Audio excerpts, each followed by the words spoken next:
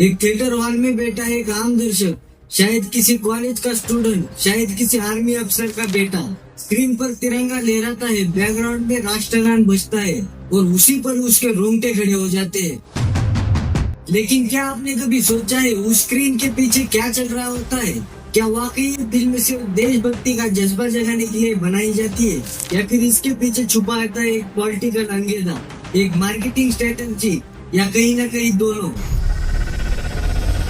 बॉलीवुड भारत का वो सपना जो हर गांव, हर शहर, हर घर तक पहुंच चुका है।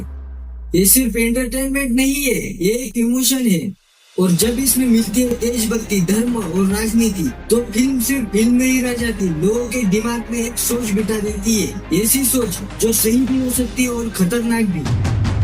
आज हम बात करने जा रहे हैं दो ऐसी फिल्मों की जिन्होंने पिछले कुछ सालों में न सिर्फ करोड़ों कमाई, बल्कि पूरे देश में जबरदस्त विवाद और बहस भी खड़ी कर दी। एक फिल्म जिसने बॉक्स ऑफिस पर बम्पर कमाई की, लेकिन साथ ही सवाल भी खड़े किए, क्या ये सच है या प्रोपेगेंडा? कई लोग बोले फाइनली किसी ने सच दिखाया। वहीं दूसरी तरफ लोगों ने कहा ये सिर्फ नफरत फैलाने की कोशिश है। और दूसरी फिल्म है ऑपरेशन सिंदूर 2025। अभी फिल्म रिलीज भी नहीं हुई, लेकिन इसके अनाउंसमेंट के साथ ही सोशल मीडिया पर बवाल मच गया।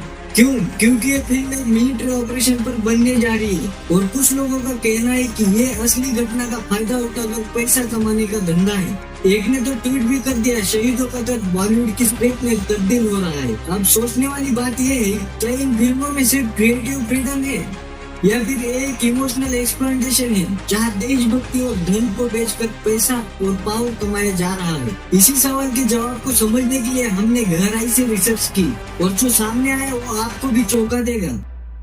क्योंकि ये फिल्में सिर्फ पर्दे की कहानियां नहीं है, ये एक आईना है जो हमें दिखाती है कि हमारा समाज, हमारी राजनीति और हमारा पॉप कल्चर किस दिशा में जा रहा है। द केरला स्टोरी, जहां आतंकवाद, धर्मांतर और महिलाओं की ट्रैफिकिंग जैसे सेंसिटिव मुद्दों को एक थ्रिलर की तरह परोसा गया। वही दूसरी तरफ ऑपरेशन सिंदूर एक ऐसी फिल्म बनने जा रही है जो देश के लिए जान देने वालों की कहानी पर्दे पर लाने का दावा करती है, लेकिन किस कीमत पर? क्या आप जानते हो कि इन फिल्मों की टाइमिंग कैसे एक खास पॉलिटिकल माहौल से मेल खाती है? ये सवाल उतना जरूरी है। आखिर हर बार चुनाव से पहले ही ऐसी फिल्मों का रिलीज होना, क्या ये बस इंतबाह है?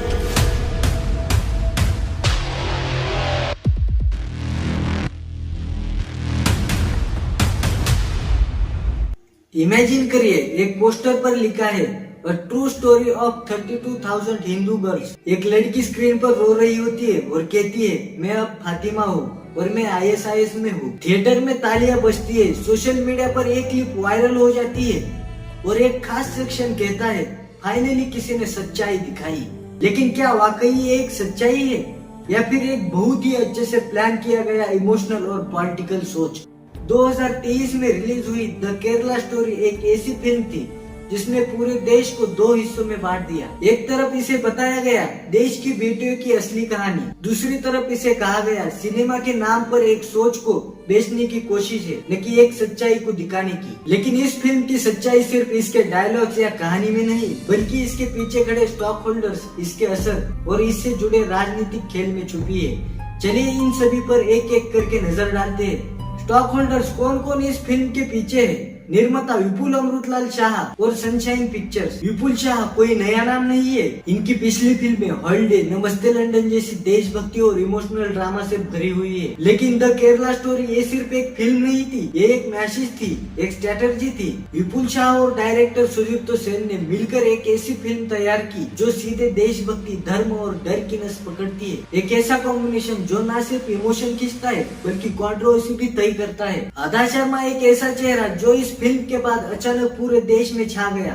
साथ में थी योगिता बिहानी, सोनिया बालानी और सिद्धि ईनानी। इनकी एक्टिंग ने तो शायद जनता का दिल ही छू लिया हो, लेकिन इनका जुड़ाव इस फिल्म से इनके करियर को ऊंचाई भी दे सकता है और कंट्रोवर्सी में भी डाल सकता है। द केरला स्टोरी ने सिर्फ 8 करोड़ की ओपनिंग ली थी, लेकिन धीरे धीरे इसका बॉक्स ऑफिस ग्राफ ऊपर जा रहा था, 303 करोड़ तक। अब बात सबसे इंटरेस्टिंग, स्टेक होल्डर्स की राजनीति।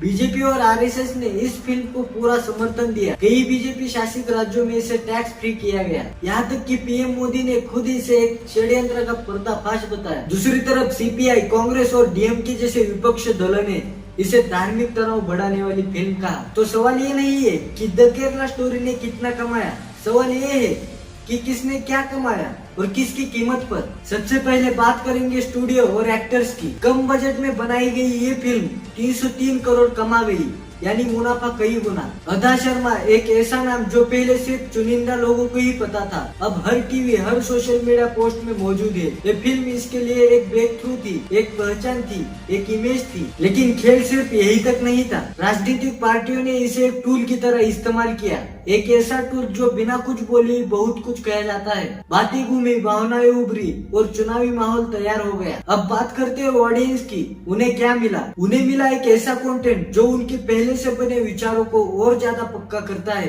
एक ऐसा अनुभव जो देशभक्ति के नाम पर इमोशन कनेक्शन बना देता है। लेकिन इस सारे प्रॉफिट, इमेज बिल्डिंग और पॉलिटिकल माइलेज के बीच नुकसान किसका हुआ? शायद उस सामाजिक संतुलन का जिसे बनने में सालों लगे, शायद उन फिल्मों का जिस कहानी के साथ स्टोरी सुनाने की कोशिश कर रही थी, और सबसे ज्यादा सच का, क्योंकि जब सिनेमा इमोशन से ज्यादा एक खास सोच को परोसने लगे तो स्क्रीन पर जो चल रहा होता है वो सिर्फ कहानी नहीं रह जाती, वो सोच बन जाती है। फिल्म में एक दावा किया गया था 32,000 लड़कियों को केरल से धर्मांतर करके ISIS में भेजा गया, लेकिन फिर खुद फिल्म मेकर्स ने इस आंकड़े से पीछे हटते हुए कहा इट्स फिक्शनलाइज्ड ट्रूथ। अब सोचिए, एक और पब्लिक को बताया गया ये सच्चाई है, दूसरी ओर कोर्ट में कहा गया ये फिल्मी कहानी है। वेस्ट बंगाल में फिल्म को बैन किया गया, सुप्रीम कोर्ट ने बैन हटाया, लेकिन शर्त रखी प्रमोशन से 32,000 वाली लाइन हटाओ। जिस कहानी को केरल में सेट किया गया था, जिस दर्द और डर को दिखाया गया था, उसी दक्षिण भारत में, खासकर केरल और तमिलनाडु में फिल्म पूरी तरह से फ्लॉप हो गई थी। यानी फिल्म की कहानी जहां सच बताई जा रही थी, वही के लोगों ने इसे नकार दिया। अब सवाल उठता है, क्या उन्हें कहानी पर भरोसा नहीं था या उस सच को पहले से ही समझ चुके थे? द केरला स्टोरी ने साबित किया है कि सिनेमा अब सिर्फ आर्ट नहीं रहा, वो एक टूल बन चुका है। एक तरफ ये फिल्म देशभक्ति का जश्न मनाती है तो दूसरी तरफ समाज को बांटने का काम करती है, और यही दिखाता है कि आर्ट और एजेंडा के बीच की लाइन कितनी धुंधली हो चुकी है। और यही से उठता है इस केस स्टडी का सबसे अहम सवाल, क्या फिल्में अब सिर्फ मनोरंजन का जरिया है या फिर वो नए दौर का हथियार बन चुकी है? द केरला स्टोरी ने दरवाजा खोला, लेकिन ये कहानी यहाँ पर खत्म नहीं होती। अब बारी है उस फिल्म की जो इसी फॉर्मूले पर चल रही है, लेकिन एक नया चेहरा लेकर। जब एक महिला सैनिक माथे पर सिंदूर लगाकर युद्ध में उतरती है तो वो सिर्फ दुश्मनों से नहीं बल्कि परंपरा और राजनीति से भी लड़ रही होती है। ऑपरेशन सिंदूर कोई एक फिल्म नहीं है, एक ऐसा युद्ध है जो सिनेमा के पर्दे से शुरू होकर हमारी सामाजिक सोच तक जाता है। 7 मई 2025 को भारत की सेना ने 9 आतंकी ठिकानों पर हमला करके पाकिस्तान को मुंह तोड़ जवाब दिया था। इसका नाम रखा गया था ऑपरेशन सिंदूर। लेकिन इससे भी बड़ा हमला हुआ 2 दिन बाद बॉलीवुड की तरफ से। 9 मई को एक इंस्टाग्राम पोस्ट वायरल हुआ। एक महिला सैनिक माथे पर सिंदूर लगाकर हाथ में राइफल पकड़ के थामी है। नीचे लिखा है हर सिंदूर इज हर स्ट्रेंथ, और टाइटल था operation Sindoor inspire by true events. उत्तम महेश्वरी एक ऐसा नाम जिसे शायद ही कोई जानता था, अब हर न्यूज चैनल की स्क्रीन पर था। लोगों ने सवाल उठाने शुरू कर दिए, क्या इतने गंभीर ऑपरेशन को इस तरह से ट्रेंडिंग टॉपिक बना देना सही है? क्या देशभक्ति के नाम पर इमोशनल प्रॉफिट कमाया जा रहा है? और सबसे बड़ा सवाल, क्या सिंदूर को सिर्फ महिला के भावना का प्रतीक बनाकर ग्लोरीफाई किया जा रहा है? सोशल मीडिया पर तूफान आया, shameful exploitation of real events, top selling martyrdom like merchandise, यानी शहीदों को जैसे कोई बेचने वाली चीज हो।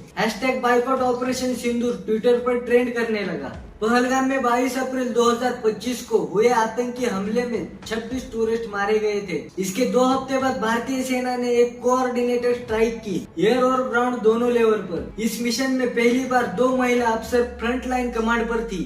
इन्हीं 2 अफसरों को लेकर ऑपरेशन सिंदूर कामयाब हुआ था। कर्नल सोफिया कुरैशी और विंग कमांडर थी वेमिका सिंह। सिंदूर शादी का प्रतीक, लेकिन युद्ध का नाम बनकर सामने आया। यहाँ तक कि कुछ पत्रकारों ने इसे इंडियाज रिप्लाई ट्रूथ, शक्ति एंड शस्त्र बताया था। इस फिल्म के निर्माता पहले ही क्लेम कर चुके थे, we want to celebrate Indian women soldiers who are protecting our borders while holding on to their values. पर अगर नीयत इतनी साफ थी तो इतनी जल्दी स्क्रिप्ट कैसे लिखी गई? 3 दिन के अंदर पूरा पोस्टर प्रोडक्शन कैसे हुआ? और सबसे अजीब बात, फिल्म के टाइटल्स और टीजर पहले से ही एसोसिएशन में दर्ज पाए गए थे, पहलगाम अटैक के पहले। यहाँ से सवाल उठने लगे, क्या फिल्म पहले से प्लान थी? क्या ये सिर्फ देशभक्ति की भावनाओं को कैश करने की कोशिश थी? निक्की विक्की भगनानी फिल्म्स पहले भी पटेल की आर्मी, इंदिरा की बेटियां जैसे टाइटल रजिस्टर करा चुके थे। ये production house social trigger films में माहिर माना जाता है। मतलब जहाँ कोई इमोशनल या पॉलिटिकल घटना होती है वहाँ से स्टोरी उठाई जाती है, और इसी मामले में उन्होंने 7 टाइटल रजिस्टर किए थे। एक तरफ ये भारतीय स्त्री शक्ति का प्रतीक बताया जा रहा है और दूसरी तरफ कुछ फेमिनिस्ट ने सवाल उठाया, क्या युद्ध में भी महिला को सिर्फ उनके सिंदूर से जोड़ा जाएगा? क्या पुरुष सैनिकों को ऐसी भावनात्मक पहचान दी जाती है? फिल्म की घोषणा के 48 घंटे बाद ही निर्देशक उत्तम तिवारी ने इंस्टाग्राम स्टोरी में माफी मांगी। पोस्टर डिलीट हुआ। पूजा फिल्म जैसी बड़ी कंपनी ने क्लियर किया कि उनका इससे कोई लेना देना नहीं है। फिल्म की टीम ने कहा, वी आर रिवॉल्यूटिंग द नैरेटिव, पर तब तक काफी नुकसान हो चुका था। ओटीटी प्लेटफॉर्म ने दूरी बना ली और कुछ डिफेंस एक्सपर्ट ने कहा, असली मुद्दा तो पीछे रह गया और अपनी ही कहानी सामने लाई गई। पिछले 5 सालों में साफ हो चुका है, देशभक्ति is equal to hit film. पूरी 244 crore. Shershaah OTT blockbuster film. Fighter, the Kerala Story, टेक्सटाइल फाइल, सबने साबित किया कि पॉलिटिकल इमोशन से बड़ा कोई बॉक्स ऑफिस ड्राइवर नहीं है। और ऑपरेशन सिंदूर इस मॉडल का सबसे तेज एक्सपोज और कंट्रोवर्शियल उदाहरण बन गया है। क्या ये सिर्फ एक फिल्म है या कल्चर का इंजीनियरिंग? ऑपरेशन सिंदूर एक ऐसा केस स्टडी है जो दिखाता है कि सिनेमा अब सिर्फ कहानी नहीं सुनाता और राजनीति भी बनाता है। एक महिला सैनिक की छवि को ग्लोरीफाई कर देना असल संघर्ष को छुपा देता है, और सिंदूर जो कभी घर का प्रतीक था अब एक मिलिट्री नैरेटिव का हिस्सा बन चुका है। इस कहानी का अंत अभी तक नहीं हुआ है। अगर फिल्म बनेगी तो तय करेगी कि क्या हम युद्ध को श्रद्धांजलि देंगे या युद्ध से मुनाफा बनाएंगे।